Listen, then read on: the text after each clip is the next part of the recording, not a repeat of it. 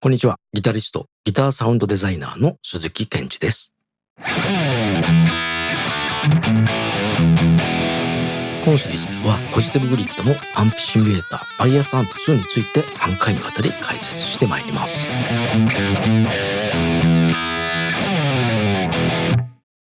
バイアスシリーズにはエフェクターまで統合したバイアス FX やソフトウェア上でストンプペダルを作成できるバイアスペダルなどのバリエーションがありますが、今回はアンプ機能に特化したバイアスアンプ2の解説になります。加えて打ち込みのギターにバイアスアンプ2を適用させることでよりギターらしいサウンドにできますので、そちらも紹介してまいります。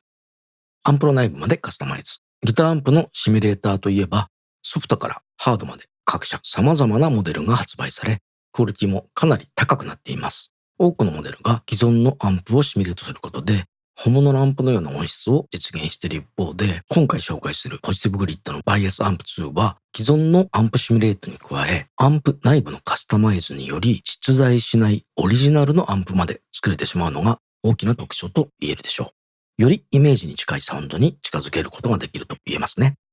ギターアンプ、プリアンプについて。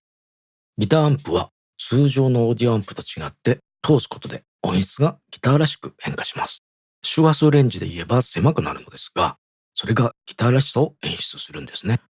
例えば、打ち込みのギターをギターアンプに通すことで、よりギターらしくすることもできます。そして通常はプリアンプ部で歪みの深さや音の硬さなど基本のトーンを作ります。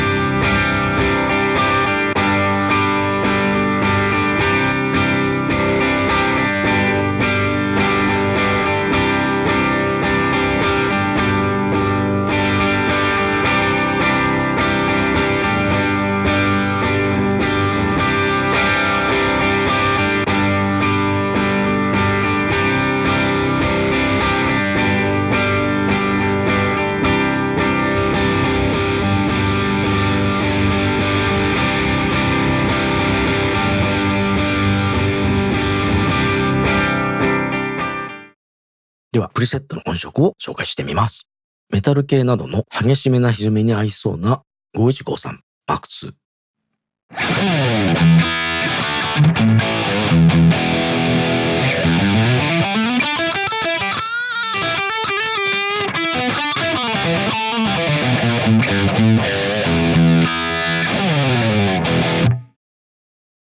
コードバッキングなどに合いそうなクランチが特徴のスーパーリード69年モデル。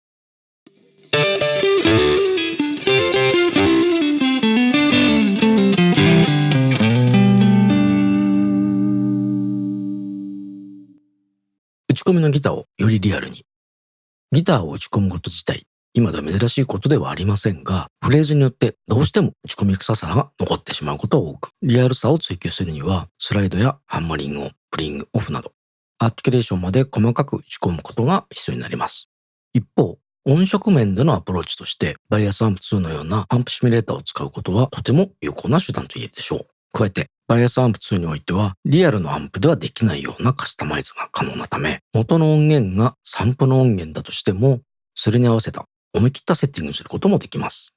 では、本物のギターと打ち込みのギターを同じフレーズで弾いてみましたので、そちらを聴き比べてみてください。ドラムとベースでバッキングのトラックを作り、その上でアルペジオを弾いてみました。音色は軽く歪んだクランチサウンドになります。まずは本物のギターで弾いた音をお聴きください。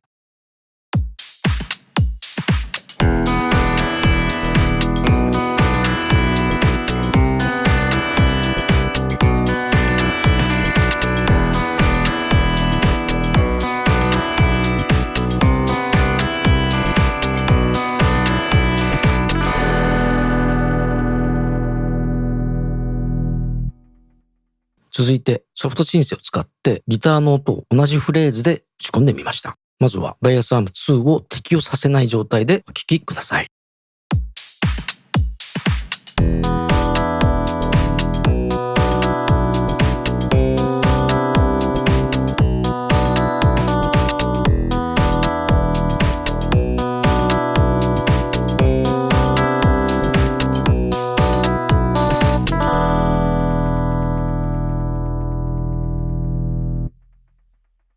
これにバイアスアンプ2を適用させると、このように変化します。